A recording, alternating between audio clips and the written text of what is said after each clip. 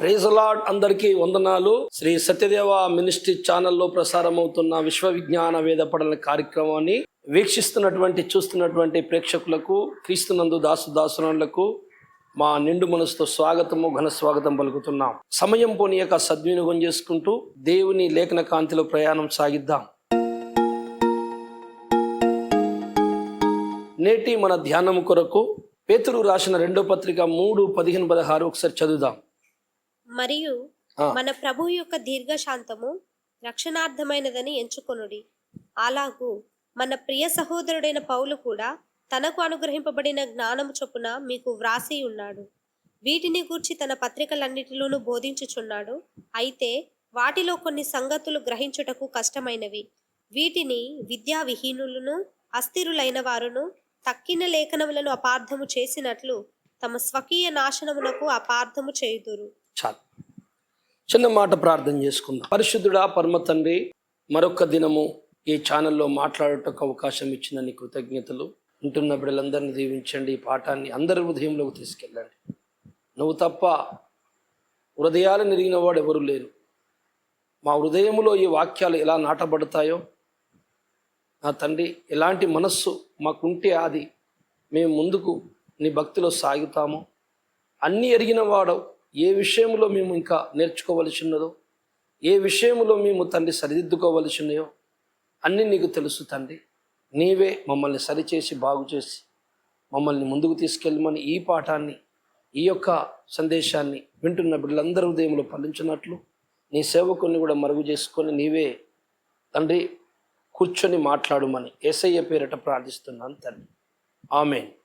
క్రీస్తునందు స్నేహితులారా, దేవుని పిల్లలారా, ఈరోజు ఒక చిన్న విషయాన్ని మీతో పంచుకోవాలని ప్రభు చేత ప్రేరేపింపబడి మీ ముందుకు వచ్చాను. సత్యము ఒక మకరందము లాంటిది. పుష్పముల లోపల ఉండే మకరందాన్ని తుమ్మెదలు పీల్చుకుంటాయి. మకరందము లేని పూల మీద ఆ తుమ్మెదలు ఆలవు. అలాగున సత్యము అంటేనే మధురమైనది. అది మన జీవానికి ఎంతో ఆధారమైనది. మనము సత్యము తెలుసుకోవాలి, సత్యములో వెలగాలి, జ్యోతుల వలె ఈ ప్రపంచానికి వెలిగివ్వాలని ప్రభు చెప్పారు. అందుకని సత్యమును గ్రహించే మనస్సుతో మనము ఈరోజు లేఖనాన్ని పరిశోధన చేసుకుందాం.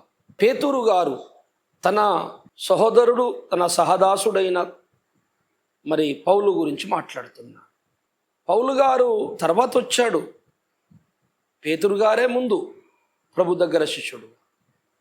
కానీ తర్వాత వచ్చినను ఒక ప్రత్యేకమైన పిలుపుతో వచ్చి ఈ భూమి మీద ఒక అద్భుతంగా వాడబడ్డాడు పౌలు అన్యజనుల మధ్య. బైబిల్ గ్రంథములో అతన్ని గురించినటువంటి సాక్ష్యాలు, తను చేసిన సేవా విధానాలు, పత్రికలు బాగా ఎక్కువగా కనపడతాయి అందరికంటే. సో అతని గురించి టాపిక్ తీస్తున్నాడు. ఏంటంటే పౌలు రాసిన కొన్ని లేఖనాలు కొంతమందికి అర్థం కాక వాళ్ళు అపార్థం చేసుకున్నారట. అర్థాన్ని అపార్థం చేశారు అని చెబుతూ, ఆ అపార్థం చేసుకున్న వారు ఎలాంటి వారట? విద్యాహీనులు, అస్థిరులైన వారు. విద్యాహీనులు, అస్థిరులైన వారట. మాట్లాడుతుంది పేతురు గారు. మనము విద్యాహీనులు అనగానే తెలిసి వచ్చేది, మనకు కనపడేది, మనకు అర్థమయ్యేది, మనస్సులో స్ఫూర్తించేది ఏంటంటే విద్య లేనివాడు. విద్య లేనివాడు అంటే చదువు లేనివాడు. ఈ చదువు లేని వానికి దేవుని లేఖనం అర్థం కాలేదు కనుక తప్పుగా చెప్పాడు అని మనము లోక జ్ఞానముతో, మానవ జ్ఞానముతో మనం ఆలోచిస్తాం. ఇందులో ఆత్మీయమైన భావము, మరి నిగూఢమైన సత్యం ఏంటో మనము గ్రహించాలంటే తప్పకుండా దేవుని సహాయం కావాలి, పరిశుద్ధాత్మ సహాయం కావాలి. అసలు విద్యాహీనులకు పౌలు గారు లేఖనం అర్థం కాలేదట. కానీ పేతురుకైతే అర్థమైంది కదా.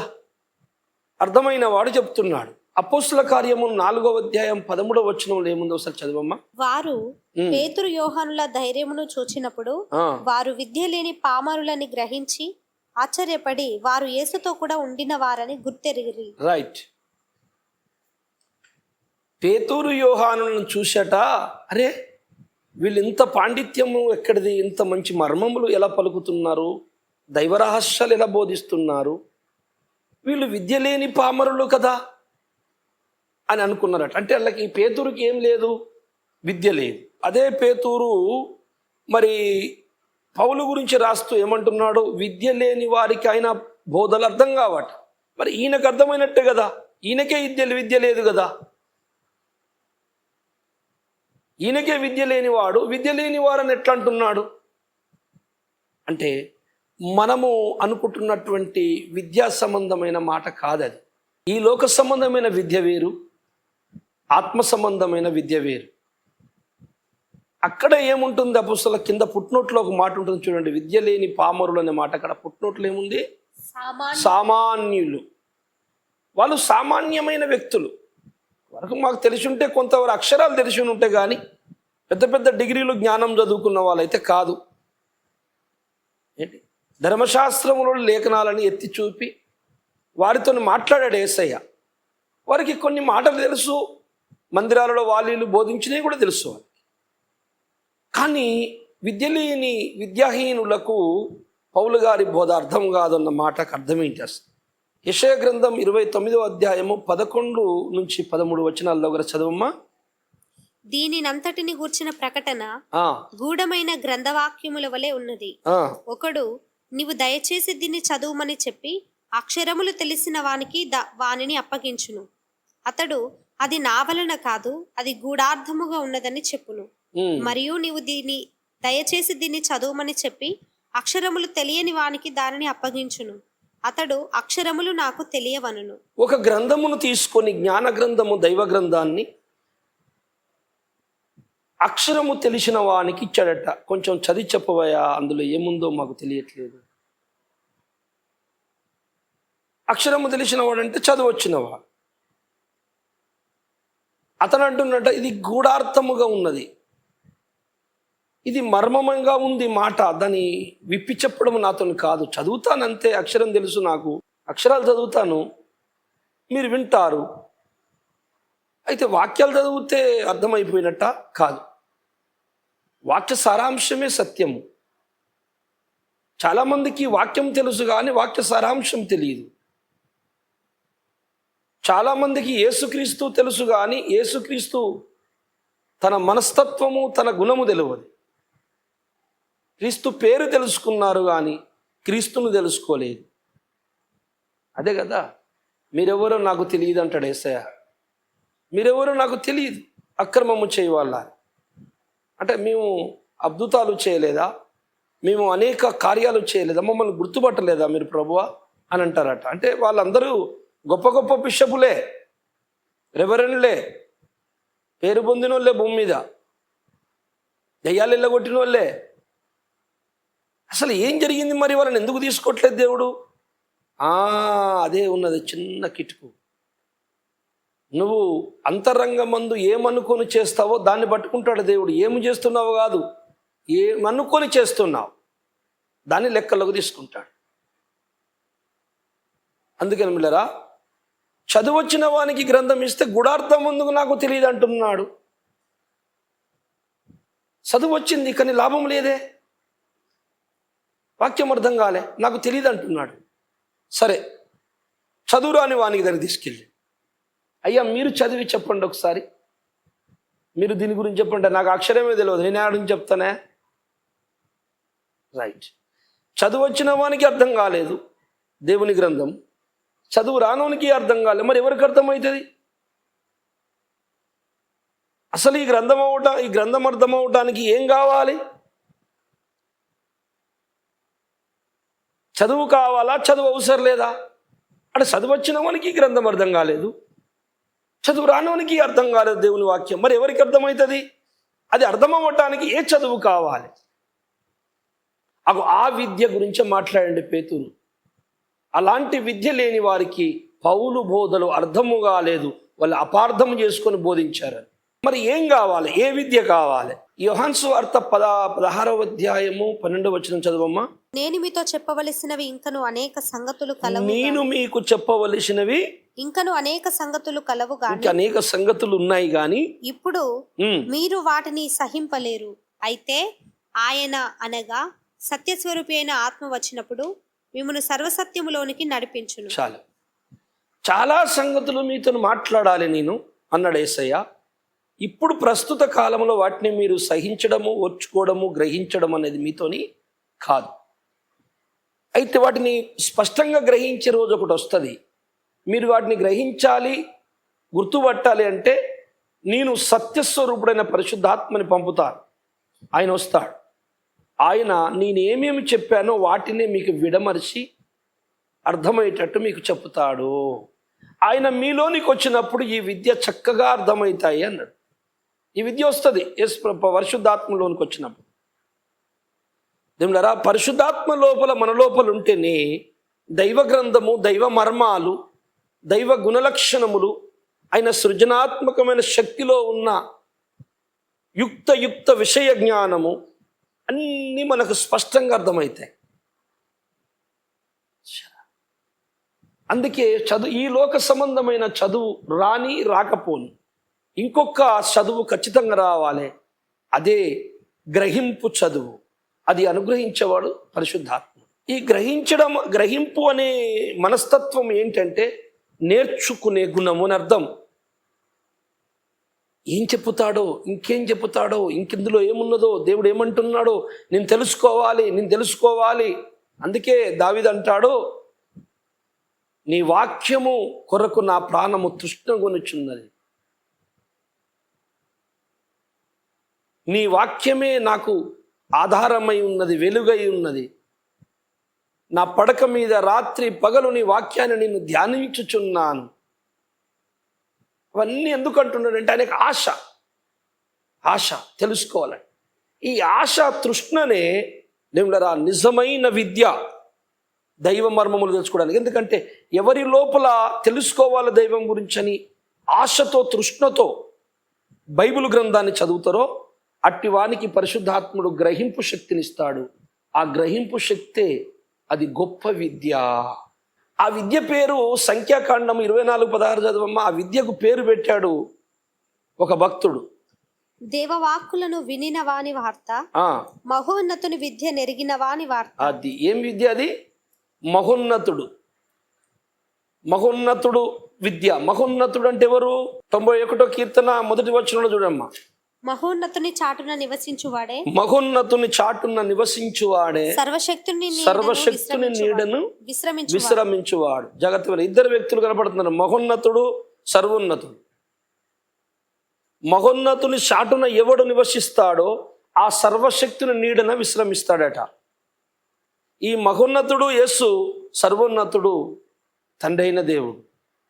ఈ మహోన్నతుడైన యేసుని నమ్మకుండా, ఆయనలో జీవించకుండా, ఆయనను పొందకుండా సర్వోన్నతుడైన తండ్రి దగ్గరికి ఎవరు వెళ్ళాలి. సో ఈ విద్యనే మహోన్నతుని విద్య అనగా ఈ క్రీస్తు సంబంధించిన విద్య. క్రీస్తే మనకు విద్య. క్రీస్తుని మనం నేర్చుకోవాలి. ఎందుకంటే క్రీస్తు ఎలా విద్య అయిండు? క్రీస్తే వాక్యము, క్రీస్తే జ్ఞానము, దేవుని జ్ఞానము, వాక్యము అయి ఉన్నాడు. కనుక క్రీస్తును నేర్చుకోవడం అంటే వాక్యమును, దేవుని జ్ఞానమును నేర్చుకున్నట. సో ఇది పరిశుద్ధాత్మ దేవుడు మనకు గ్రహింపు శక్తిని ఇవ్వాలి. గ్రహింపు శక్తినే పేతురు అంటున్నాడు, ఆ గ్రహింపు శక్తి లేని వారిని విద్యాహీనులు, అస్థిరులు, స్థిరమైన మనసు లేని వారు అంటున్నాడు. ఈ గ్రహింపు శక్తి దేవులరా దేవుడివ్వాలి. అది పుట్టుకతో మనుషుల్లో కొంతమందిలో కొంత మట్టుకు ఉంటుంది, కానీ దేవుడు ఇస్తే ఇంకా ఎక్కువ అవుతుంది. అయితే ఈ గ్రహింపు శక్తి అనే విద్య ఈ బయట నుండి నేర్చుకునేది, ఈ లోక సంబంధమైనది కాదు. అది ఆత్మ సంబంధమైనది. గ్రహించడానికి చదువు అవసరము లేదు. ఇది జాగ్రత్తగా మీరు వినాలి. చదవటానికి చదువు అవసరం.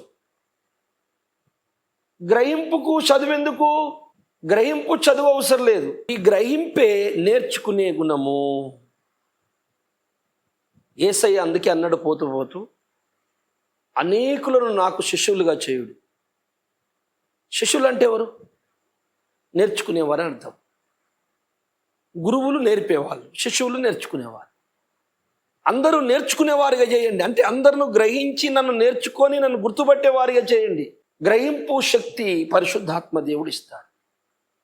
ఆ గ్రహింపు ఉన్నవాడే మహోన్నతుని విద్యని గుర్తుపడతాడు. 2 తిమోతి 4:7 పౌలు గారు ఒక మాట అన్నాడు. ఈ మాట చెప్పి మిమ్మల్ని ఇంకా కొద్దిగా ముందుకు తీసుకెళ్తాను. మంచి పోరాటం పోరాడి తిని, నా పరుగు కడముట్టించి తిని, విశ్వాసము కాపాడుకొంటిని. ఇక మీదట నా కొరకు నీతి కిరీటం ఉంచబడి ఉన్నది. ఆ దినమందు నీతిగల న్యాయాధిపతి అయిన ప్రభువు అది నాకు మాత్రమే కాకుండా తన ప్రత్యక్షతను అపేక్షించి వారికి అందరికీ అనుగ్రహించును. రైట్, దేవునికి స్తోత్రములు. పౌలు గారు తన పరుగు తుదముట్టించాడట. చివరి ఆయన యాత్ర ముగింపు కాలంలో ఆ మాటలు పలుకుతున్నాడు. అద్భుతమైన మర్మయుక్తమైన మాట పలికాడు అక్కడ. నా పరుగు అయిపోయింది బాబు, నేను చక్కగా నా పరుగు నా విశ్వాసం కాపాడుకున్నాను. నా కొరకు నీతి కిరీటము, మరి దేవుడు ఇవ్వబోతున్న బహుమానము నా కొరకు రెడీ ఉన్నది. అది నాకు మాత్రమే కాదు, ఎవరెవరు దేవుని ప్రత్యక్షతను ఆపేక్షిస్తారో, దేవుని ప్రత్యక్షతను ఆపేక్షించేదే గ్రహింపు శక్తి. ఆ శక్తిని అనుగ్రహించేవాడే పరిశుద్ధాత్మ. ఆపేక్ష, ప్రత్యక్షతను ఆపేక్షించుట, ఇష్టపడుట, ఆశపడుట. ప్రత్యక్షత అంటే అర్థం ఏందరా? అక్షములు అంటే కనులు, నయనాలు అన్న కనులే, నేత్రాలు అన్న కనులే, అక్షములు అన్న కనులే. నా కనుల ముందుకు అప్పటి వరకు లేనిది నా ముందుకు వచ్చింది అంటే అది ప్రత్యక్షత. ఏ కనులు? మనోనేత్రముల ముందు. అప్పటి వరకు నాకు తెలియదు, దాన్ని గ్రహించే శక్తి కూడా నాకు లేదు, అలా ఉంటుందని కూడా నాకు తెలియదు. కానీ సడన్లీగా నా మైండ్లోకి, నా ఆలోచనలోకి, నా మనసులోనికి ఒక నూతనమైన విషయము నేను ఆలోచిస్తే వచ్చేది కాదు. అది అసలు నాకు తెలియదు. అది తెలియని ఒక కొత్త విషయం నా హృదయంలో చమక్కుమని మెరిసింది నా మనసులో. అంటే అది వెంటనే నాకు అర్థమవుతూ, నాకు అరే ఇంత తెలియని విషయం నాకు అర్థమైంది ఏంటి అని అనుకుంటున్నానే, అదే ప్రత్యక్షత. అప్పటి వరకు నా మనోనేత్రములకు కనబడని ఒక సంగతి లేఖనములో నాకు దొరికిందంటే దాని పేరే ప్రత్యక్షత. ఈ ప్రత్యక్షత ఎంతమంది ఇష్టపడతారో, ఆపేక్షిస్తారో వారందరికీ దైవ జ్ఞానము, వివేకము, విచక్షణ సమృద్ధిగా ఉంటుంది కనుక వాళ్ళందరికీ దేవుని రాజ్యంలో బహుమానం ఉన్నది అంటున్నాడు పౌలు. దేవుని వాక్యము మన హృదయంలో పుష్పించాలంటే, ఆ వాక్యంలోని వెలుగు నా హృదయంలో ప్రసవించాలంటే నేను దాన్ని ఆపేక్షించేవాడిగా, ఇష్టపడేవాడిగా, అది చెప్పుతుంటే అది ఏంటబ్బా అని గ్రహించే మనస్సు కలిగిన వాడిగా ఉండాలి. ఆ గ్రహింపు యొక్క మనస్సుకి చదువు అవసరం లేదు. మరి వాళ్ళకు చదువు వచ్చిన వాళ్ళకి అర్థమవుతుంది కదా. అంటే వాళ్ళకి అర్థమయ్యేదంతా ఈ లోక సంబంధమైన జ్ఞానముతో బైబిల్ అర్థం చేసుకున్నారే తప్ప దేవుడేమనుకొని రాయించాడో ఆ అనుకున్న దాన్ని వాళ్ళు అర్థం చేసుకోలేదు. అందుకని ప్రత్యక్షత గల మనస్సు, గ్రహింపు మనస్సు, ఈ విద్య పేరే మహోన్నతుని విద్య అని ఆయన అన్నాడు. సూర్యకిరణములు పొద్దున్నే పుష్పముల మీద, చెట్ల మీద సూర్యకిరణాలు పడగానే రాత్రంతా మొగ్గగా ఉన్న ఆ మొగ్గలు సూర్యకిరణాలు పడంగానే ఇలా విప్పుకుంటాయి. దేవులరా, ఆ వెలుతురు పడంగానే ఆ యొక్క శక్తి చేత, సూర్యకిరణాల శక్తి చేత అవి ఆటోమేటిక్గా పుష్పములు ఇలా విప్పుకుంటాయి.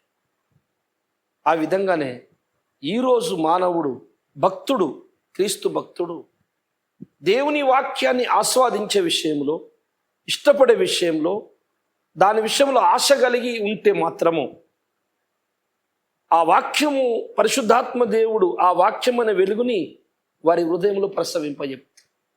మూర్ఖ చిత్తునికి జ్ఞాన ఉపదేశము చేయుట, పిచ్చివాని చేతికి రత్నం ఇచ్చుట రెండు ఒకటే అన్నాడు. పిచ్చోని చేతికి రత్నం ఇత్తేంది, నువ్వు డైమండ్ ఇత్తేంది, బంగారం ముద్దు ఇత్తేంది.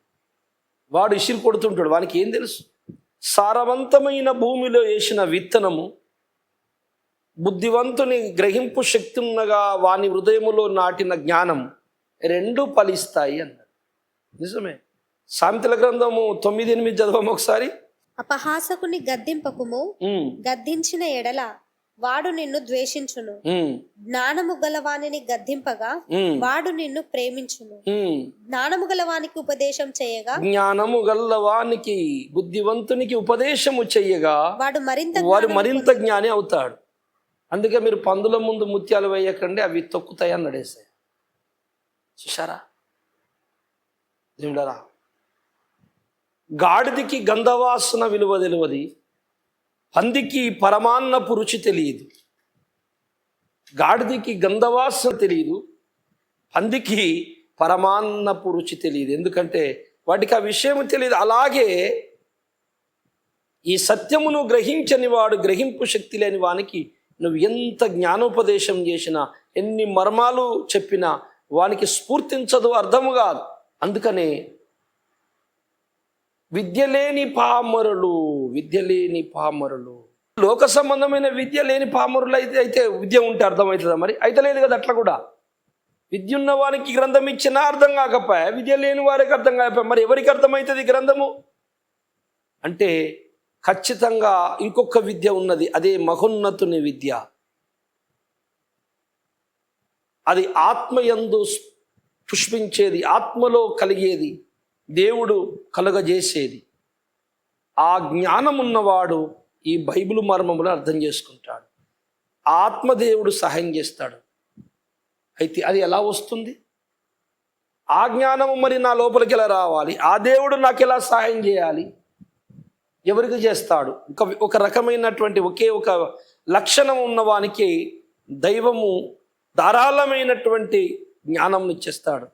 ఆ లక్షణం ఏంటంటే, ఎబ్రీ రాసిన పత్రిక 1వ అధ్యాయం 9వ వచనం ఒకసారి చదువుదాం. నీవు నీతిని ప్రేమించితివి, నీవు నీతిని ప్రేమిస్తివి, దుర్నీతిని ద్వేషించితివి. అందుచేత నీ దేవుడు నీ తోడి వారి కంటే నిన్ను హెచ్చించున్నట్లుగా ఆనంద తైలముతో అభిషేకించాడు. దేవుడు ఆనంద తైలముతో అభిషేకించాలి. దేవుడు నిన్ను ఇష్టపడి ముద్దు పెట్టుకోవాలి అంటే దేవుడారా ఒక్క లక్షణం ఉండాలి భక్తునికి, సేవకులకైనా విశ్వాసులకైనా. దేవుణ్ణి నువ్వు నమ్మడము, ఓ 10 మందిని, ఓ 1,00,000 మందిని, ఓ 1000 మందిని, ఓ 100 మందిని ఒప్పించడము గొప్పతనం కాదు. నువ్వు దేవుణ్ణి ఒప్పించేటట్టు ఉండాలి. శభాష్ రా అనాలి దేవుడు. నువ్వు దేవుని నమ్మడం కాదు, దేవుడు నిన్ను నమ్మాడా? దేవుడు ఎవరిని నమ్ముతాడో వారిని ఆత్మాభిషేకం ఇస్తాడు, ఆనంద తైలముతో అభిషేకిస్తాడు. శభాష్, నా మనసులో అనుకున్నట్టే నువ్వు అనుకుంటున్నావు, నేను చెప్పాలనుకున్నది చెప్పుతున్నావు, నేను అసహించుకునేది నువ్వు అసహించుకుంటున్నావు, నిన్ను దేని ప్రేమిస్తున్నాను దాన్ని ప్రేమిస్తున్నావు. నా కుమారుడా, నిన్ను ఆనంద తైలముతో అభిషేకిస్తాను. దేవునికి నచ్చలేదు, నాకు నచ్చదు. దేవునికి కొనే గుణలక్షణం నాకు ఉండాలని ఎదురు చూసేవాడు దేవుని మీద ఆధారపడి ప్రార్థించి లేఖనాలు చదివి తెలుసుకుంటాడు. దేవుడు సహకరిస్తాడు. అతనికి ఏముండాలంటే, నాకు ఎంత ఇష్టమైనదైనా సరే దేవుడు వద్దు అన్నట్టు నేను వదిలిపెట్టేస్తా. చెడుని అసహించుకొని మంచిని ఇష్టపడే గుణం. ఎంత నువ్వు చెడును అసహించుకుంటావో అంత నువ్వు దేవునికి దగ్గర అవుతావు. నువ్వు ఎంత దేవునికి దగ్గర అవుతున్నావో అంత చెడుకు దూరం అవుతావు. ఎంత చెడుకు దగ్గర అవుతావో అంత దేవునికి దూరం అవుతావు. ఎంత పాపాలు చేసుకుంటా వెళ్ళిపోతావో అంత దేవునికి నువ్వు దూరం అవుతున్నావు. దేవుడిని వెనకాల పడి, అయ్యో నా కుమారుడా నీకు నేర్పిస్తాను అని ప్రేరేపిస్తూ ఉంటాడు. పరిశుద్ధాత్ముడు నీకు ప్రేరేపిస్తుంటే నువ్వు ఆ ప్రేరేపణ పట్టించుకోకుండా నువ్వు అనుకున్నది, నీ కోరిక, నీ మనసుకు నచ్చింది నువ్వు చేసుకుంటే వెళుతుంటే పరిశుద్ధాత్ముడు ప్రేరేపించి చూసి వదిలిపెట్టేస్తాడు. నా మాట వినట్లేదు వీడని నువ్వు కొంచెం గ్రహించి ఆ ప్రేరేపణ గుర్తుపట్టి తలవంచి కన్నీరు విడిచి ప్రార్థన చేసి నువ్వు నిలబడ్డట్లయితే నిన్ను తప్పకుండా దేవుడు అభిషేకిస్తాడు. అదే అందుకే అన్నాడు హెజ్కేలు భక్తునితో, నరపుత్రుడా నువ్వు చక్కగా నిలబడుము. చక్కగా నిలబడంటే సార్ వంకర ఉన్నాడా? వంకర లేడు, పడుకొని లేడు. వినుటకు నీ మనసుని నిలకడగా ఉంచు అని అర్థం. నీ చంచలమైన మనసుకి దేవుడు ఎంత ప్రేరేపించినా కానీ అర్థము కాదు. మనసు నిలకడగా చేసుకో, ఒక తీర్మానం చేసుకొని ఒక తీర్మానానికి వచ్చి దేవులారా బైబిల్ ప్రకారంగా బ్రతకాలని, నేను బైబిల్లో ఏముందని తెలుసుకోవాలి తండ్రి, నాకు నేర్పించండి, నేను నేర్చుకుంటానని నువ్వు మనస్ఫూర్తిగా అడిగితే ఆ గ్రహింపు విద్యని దేవుడు తప్పకుండా నీకు ఇస్తాడు. ఆ విద్య పేరే మహోన్నతుని విద్య. ఆ మహోన్నతుని విద్య నేర్చుకున్న వాడే సర్వోన్నతుని నీడన విశ్రమిస్తాడు. అందుకే పేతురు అంటున్నాడు, విద్య లేని పామరులు. అంటే వీళ్ళు విద్య లేనంటే మొత్తానికి ఆ విద్య గురించి వీళ్ళు అంటున్నారు, కానీ అసలైతే వీళ్ళు విద్య లేని వాళ్ళే. కానీ మన సహోదరుడైన పౌలు రాసిన పత్రికలు, వాక్యము, కొన్ని మాటలు, కొన్ని సంగతులు విద్యాహీనులకు అవి అర్థము కాలేదు. అంటే అర్థం ఇది, విద్యాహీనులు అస్థిరులైన వారు. అంటే స్థిరమైన మనసు, చదువు లేదని కాదు, చదువు ఉన్నది కానీ స్థిరమైన మనసు లేదు వారికి. అస్థిరులు అపార్థము చేశారట, సరైన అర్థాన్ని అపార్థము చేసుకున్నారట చదివి. వాళ్ళని విద్యాహీనులు అంటున్నాడు. ఏ విద్యాహీనులు? గ్రహింపు లేని వాళ్ళు, మహోన్నతుని విద్య తెలియని వారు, తప్పుని ఒప్పుకొని వదిలిపెట్టుకొని గుణము లేని వారు, శిష్యుడుగా బ్రతకాలనే ఆలోచన లేని వారు, నేర్చుకునే గుణము లేని వారు. ఒక్కటే మాటతో చెప్పాలంటే, నేర్చుకున్న గుణం ఉంటేనే నేర్పించే నైపుణ్యత వస్తుందండి. నా జీవితంలో నేర్చుకున్నాను ఈ పాఠం. నేర్చుకునే విధేయత, నేర్చుకునే గుణము ఎవని లోపల ఉంటుందో వాడు నేర్పే మహాగురువు అవుతాడు ఒకనాటికి. నేర్చుకునే గుణమే లేని వాడు చెప్తే తన తప్పు నొప్పుకొని వదిలిపెట్టుకొని నేర్చుకునే మనస్తత్వమే లేని వాళ్ళు. కొంతమందికి ఏదైనా తప్పు చూపించి మనము మార్చుకొని అన్నామంటే వాళ్ళు మార్చుకోవడము, ఒప్పుకోవడం పక్క పెట్టి నువ్వు ఆ తప్పు చూపించిన మీద ఎగబడి 10 నిందలేసి 10 మాటలు అంటారు. ఇక వాళ్ళు ఎన్నడూ నేర్చుకుంటారు? ఎన్నడూ వారికి శిష్యత్వం వస్తుంది? ఎన్నడూ శిష్యులు అవుతారు యేసుకు వాళ్ళు? ఎన్నడూ గ్రహింపు శక్తి వస్తుంది వారికి? తన తప్పునే ఒప్పుకునే గుణము లేని వానికి నేర్చుకోవడం అనేది అసంభవం. కనుక నేర్చుకునే గుణము లేనివాడు ఎవరికీ నేర్పలేడు, ఎవరిని మార్చలేడు ప్రపంచంలో. రోమపత్రిక 8:28 ఒకసారి చదవమ్మా. దేవుని ప్రేమించు వారికి అనగా ఆయన సంకల్పము చొప్పున పిలువబడిన వారికి మేలు కలుగుటకై సమస్తమును సమకూడి జరుగుచున్నవని ఎరుగుదుము. రైట్. గ్రహింపు శక్తి ఉన్నవాడు, మహోన్నతుని విద్య నెరిగిన వాడు, పరిశుద్ధాత్మని కలిగి పరిశుద్ధాత్మ ప్రేరేపంతో నడిపింపబడుతున్న భక్తుడు ఈ రకంగా ఆలోచిస్తాడు. సమస్తము నా మేలుకై సమకూడి జరుగుచున్నది. శ్రమలు వచ్చినా, బాధలు వచ్చినా, కష్టాలు వచ్చినప్పుడు కూడా అతడి మనసులో ఏమొస్తుందంటే, దీని ద్వారా ఏదైనా నేర్చుకోవాలేమో, ఇది ఎదురైతే నన్ను దేవుడు పరీక్షిస్తున్నాడేమో, నేను ఎందులో కూడా కరెక్ట్గా ఉంటా, తండ్రి నేను ఈ శ్రమల్లో కూడా ఏదైనా నేర్చుకున్నదంటే చెప్పండి అని అడిగి ఓర్చుకుంటూ మన వైపు నుంచి ఏ పొరపాటు జరగకుండా మనం అడుగులేయాలి.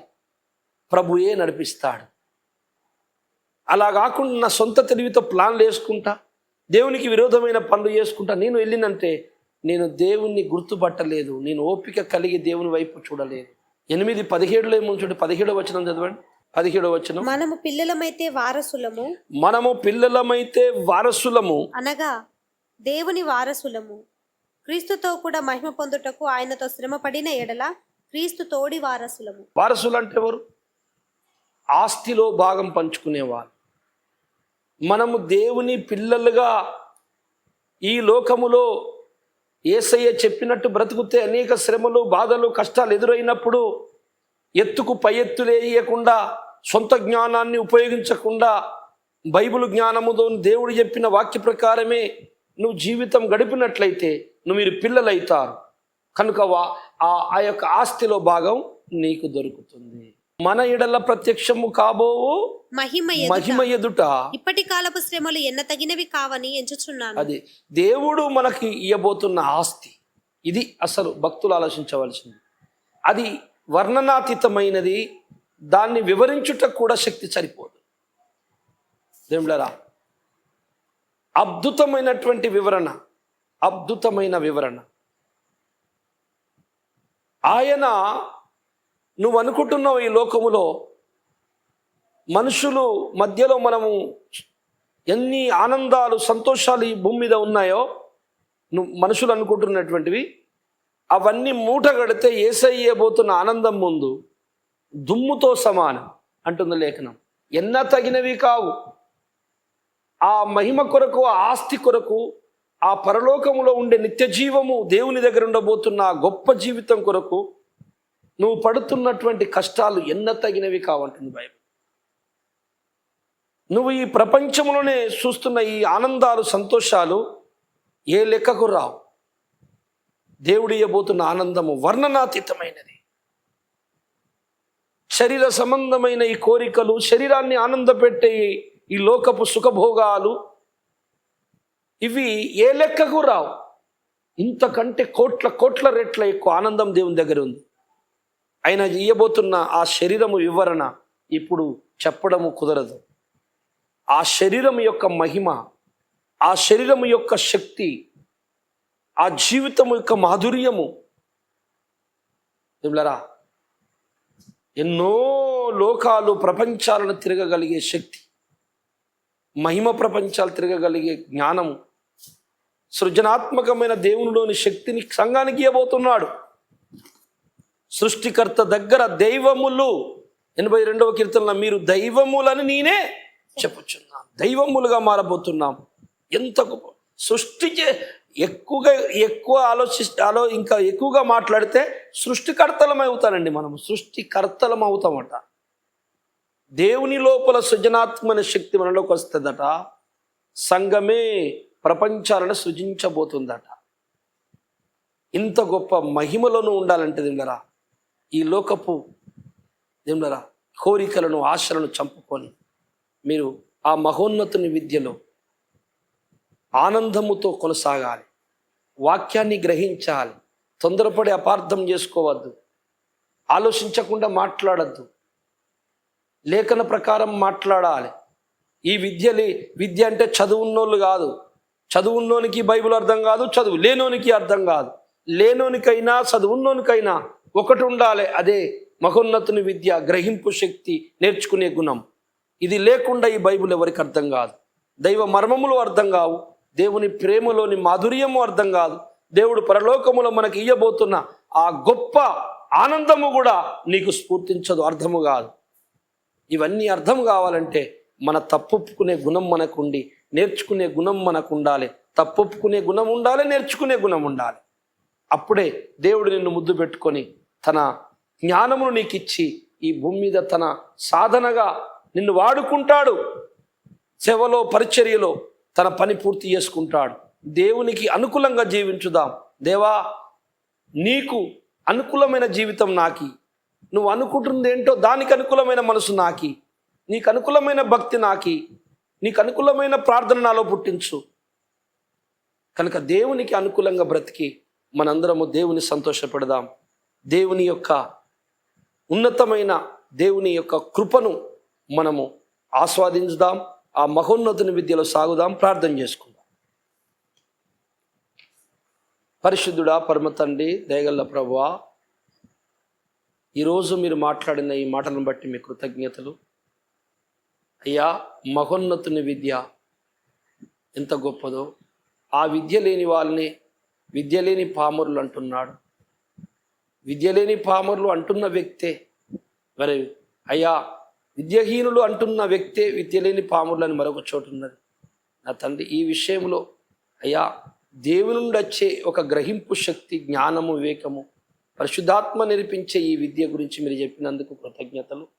విన్న బిడ్డలందరూ ఉదయంలో అర్థం చేసుకునే మనసు ఇవ్వండి. అయ్యా, నీ కృపలో భద్రపరిచి మమ్మల్ని అందరినీ దీవించమని మా రక్షకుడు ప్రభువైన యేసు నామములో ప్రార్థిస్తున్నాం తండ్రి. ఆమేన్. అందరికీ వందనాలు. Praise the lord. దేవుని చిత్తమైతే మరొక దినం కలుసుకుందాం. అంతవరకు సెలవు. దేవునికి వందనాలు. Praise the lord.